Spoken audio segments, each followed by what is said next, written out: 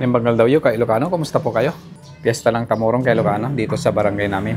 Meron tayong handang igado kay Ilocano na media kilo. Yan. Kasi wala naman tayong bisita. Depende lang kung merong pupunta dito kay Ilocano para magpiyesta. Di meron naman tayong na pang ulam nila kay Ilocano. Hiwain lang natin ng manipis kay Ilocano. Kasi ganun naman po talaga yung igado. Manipis lang po yung hiwa.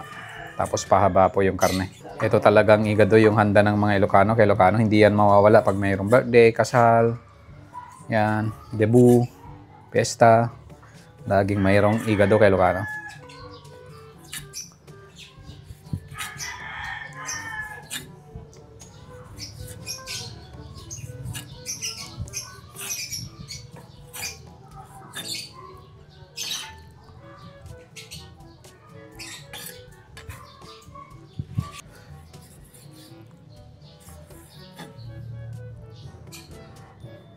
Laban natin kay Ilocano, hindi ko na nabidyohan kasi naghiwa ko kanina ng karne Kumuha na ni Nanang yung tanim natin na taban, bell pepper. Yan, bagong pitas lang kay Ilocano. Tapos meron din tayong patatas.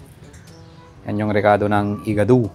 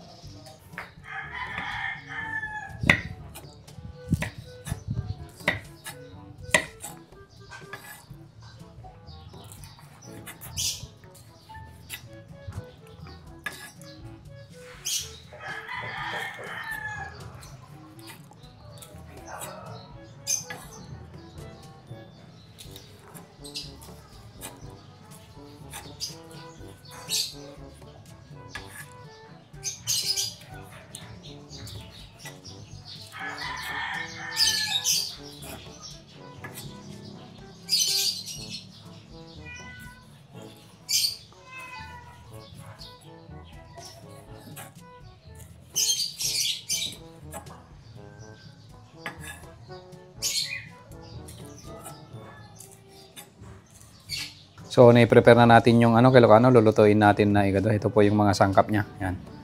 Karne. Yan. So, luto na yung igado natin kay Ilocano. Yan, oh.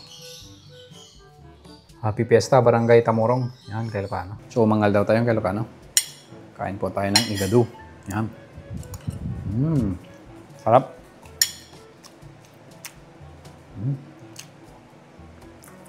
So, tara. Kain po tayo kay Ilocano.